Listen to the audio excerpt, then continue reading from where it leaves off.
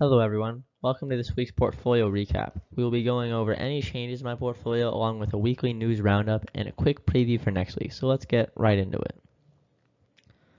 So starting up this week, these are my current positions.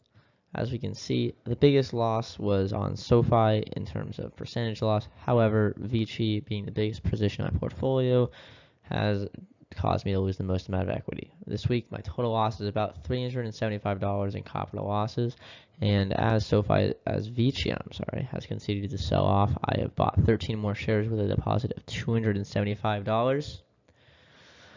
My current portfolio value is about that $29,000, $194. And now, I've decided to continue to buy Vici stock compared to some of my other positions, mainly because I think Vici has the best valuation out of any of them. SoFi in particular is not currently profitable and is more of a growth play, so I'm not ready to double down on my position just yet, in the same way that I think Vici will most likely in the next year or so return all of the losses that we've seen currently. Monster in particular is also not something I'm super worried about buying into right now. Its evaluation is still very high, and it's still a relatively new company with not necessarily, I wouldn't say unproven metrics, but I'm going to say that potentially they still have something to prove before I'm willing to put a much larger position into Monster. Alright, so now let's quickly go into the weekly news roundup. The main thing that we're going to cover is earnings reports and the S&P 500 being down quite a bit. As we can see, some big notable companies are down quite a lot. Nvidia is down 14%, Supermicro is down 21%, Palantir is down 11%, AMD is down 10%, right? A lot of big tech companies in particular are going down quite a bit right now. So the S&P 500. We have had 6 consecutive days of loss for the S&P 500. It's dropped about 4%. This isn't great. I'm not going to be hyperbolic right now and say that this is the start of the recession or whatever and we all need to get all our money out. The truth is that even if this is the start of a recession as it was back in July, if you had sold and you didn't buy back in, you would have missed out on a very large bull run. So I'm not going to quickly say we should all sell. A big part of this sell-off is just mainly tech anyway. So I really do view this as a great chance to just buy more. If you are looking at a good opportunity to buy in the S&P 500, I think this is just a great opportunity to buy even more stock. I don't see any issue with the S&P 500 long term, and I really don't see these tech sell-offs as much of a big deal, right? On top of that, overall, even if this is the start of a recession, I don't see a big issue. I still think that we should just continue to buy in, even if it is potentially a start of a trading sideways or going down. It's not really a big deal to me. I still think it's just a great time to buy. And this sell-off is most likely a short-term ordeal. And starting the sell-off, we're going to quickly look at ASML. ASML posted very poor earnings this week. Their earnings were not great. The main piece of information that wasn't great for the whole tech industry was a decrease in sales by about negative 20%. That's not great. Now, for some context, ASML is a very, very large tech company. They make very, very expensive, large tech items for big corporations, big buildings. So them not having great sales numbers probably isn't necessarily super indicative of what NVIDIA is doing, right? Because NVIDIA produces more retail items than ASML. ASML is for very, very wealthy, very, very well off businesses, right? So their sales aren't necessarily super representative of the whole tech market. However, their CEO basically came out and was like, well, we had poor earnings, we had poor sales, right? This is sort of lumpy, it's sort of inconsistent, right? We can't say for certain, we don't think that this is indicative of a larger trend. But the bottom line is, at least as far as I'm concerned, is a 20% decrease in sales growth is not what you want to hear when you're looking at an industry that is supposed to grow and grow and grow and multiply in demand and profitability in the next few years. AI and tech stocks in particular are valued at a very high evaluation. These evaluations are not because we think these companies are going to make the same amount of money every single year. These evaluations are because we think NVIDIA, AMD, ASML are about to quadruple their earnings in the next 5 years, right? That's what these evaluations are for. If ASML is coming out and saying, yeah, we're not going to be able to sell very many more items, what does that say about the overall industry? Tech and AI may not be nearly as profitable as some people might think. And I think that this is really the real reason a lot of these tech stocks have been selling off, right? And another big thing is Supermicro computers didn't pre-release earnings. Now, is this a super big deal? No, but they were expected to. And the reason that this might not be super great for the overall tech is, hey, ASML reported poor earnings.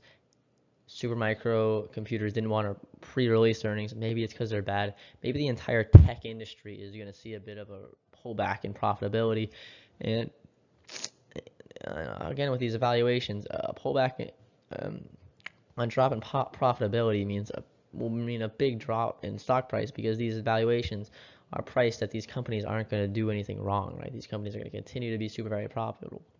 So, unfortunately, even though nothing happened to NVIDIA in particular, literally nothing. NVIDIA didn't say anything, nothing about NVIDIA came out in the news at all. Just other companies in a similar position selling off, giving bad news, is going to cause the entire industry as a whole to have more caution. And when investors are worried, especially with companies that really, really do need to do very well in the next few years to justify their current price, right?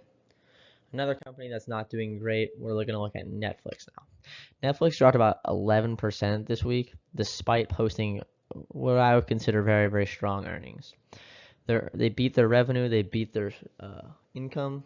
However, they announced they're going to stop reporting subscriber accounts. And I don't personally view this as a super big deal.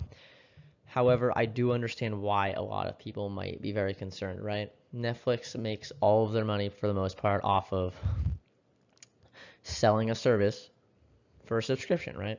I sign up for a subscription to be provided with Netflix's services, right? That's where they make their money. It's sort of like if an Apple company, a company that sells apples, stopped reporting how many apples they sold, right? That'd be kind of concerning. Why do they not feel the need to report that? That's like the main contributor to their income, right? So it's kind of odd that Netflix decided that we're not reporting our subscriber counts anymore. However, this doesn't seem like a big issue for me. They reported a 9 million subscriber growth in this report. And you can only have so many subscribers. It does sort of make sense that they're not necessarily going to be growing that subscriber count at like an exponential rate as they have been. A lot of those have been caused by the recent crackdown on passwords. So it does sort of make sense. They're probably not going to be adding a ton of subscribers every single new quarter. Maybe they don't need to report that. It's not super important for their earnings, right? Maybe something more similar to like how much money they're making per subscriber is going to be increasing, which is the important information. So the subscriber count isn't necessarily super consequential. However, I'm concerned. I think that that's not a good sign. And I'm not personally invested in Netflix, but even at this 12% decrease, which is a significant pullback, I'm not super confident that this is good news, right? I don't know. I don't want to invest in a company that's giving me less information to go off of. On top of that, they gave a poor Q2 earnings forecast. They were initially forecasted to have about 9.5 billion in revenue next quarter, and they forecasted they're gonna have 9.49. So a little bit of a miss there. Not a super big deal in my opinion. However, with the combined information, the combined report not reporting the subscriber counts and a poor Q2 earnings, it's slightly concerning, and just maybe it's a little bit concerning for the future. Now, the next company that's doing very, very poorly and bringing down the S&P 500 is Tesla. Tesla has had a terrible week, a terrible year so far. They're just not doing great. A 40% decrease since the start of the year is horrible. We do not want to see that. That is terrible news. Now, this was a company that I was initially really bullish on around here. Around March of 2024, this is when I was really bullish on the company. I didn't put any money in to Tesla. I was invested in a different company, ExxonMobil at the time. But I thought Tesla was going to do very well, and I thought this big decrease wasn't justified. I no longer hold that point of view. A lot of bad news has come out just in this week, right? First, they posted poor sales numbers. This happened a couple weeks ago. They posted a decrease in sales numbers that missed even the lowest forecast. They had a really awful sales forecast. On top of that, there has been rumors that they're canceling their family-friendly vehicle. That is horrible news. This company was already having trouble competing in China. They were having trouble competing with just regular cars. Their cars are still luxury. They're still really, really expensive. This family car was supposed to alleviate that expense, right? And canceling that essentially cancels any hope for an increase in revenue and profits in the next 2 to 3 years, right? That basically puts all of their eggs in one basket, this full self-driving robotaxi basket, which for me is very, very like, I don't know if I can get behind that right now. I just don't know, because before it looked like we could have had an immediate return in the next year or so. Now it looks like we're gonna have to wait for this full self-driving thing to pan out. That could be 5, 10 years, and in the meantime, what? The company just gonna bleed money? Is that really something you want to be invested in? Not something I particularly want to be invested in. On top of that, laying off 10% of your workforce, that does not seem like a sign of confidence going into this earnings report. Their competition in China is increasingly getting more and more troublesome. That was their biggest market, and there's now EVs that are cheaper from other companies in China. I just don't see how this company is going to be able to produce anything worth really anything. I just don't see how they're gonna keep up in the next week or so. So I just don't think that this is great. I think that this earnings report that they're about to post on Tuesday is going to be absolutely terrible, and Elon Musk has become very, very combative with investors and like unwilling to give any insight on how he's going to turn this around. So I've lost a lot of confidence that this company is going to perform at all in the next year or so. I could see this company continuing to sell off. My current price target is at $100. That's really low. I really don't like. I wouldn't do that to a company that I really think was in a really bad position. I just don't see how Tesla's going to do anything well. This earnings report is going to kill the company, and I really don't see how they're going to recover from it. So that's all I've got for this week. Okay. Tesla is what I want to be keeping my eye on during this week. There's a few other companies posting earnings. I'll do a quick news recap next week along with my portfolio. Thanks for checking in, and I will see you guys next time.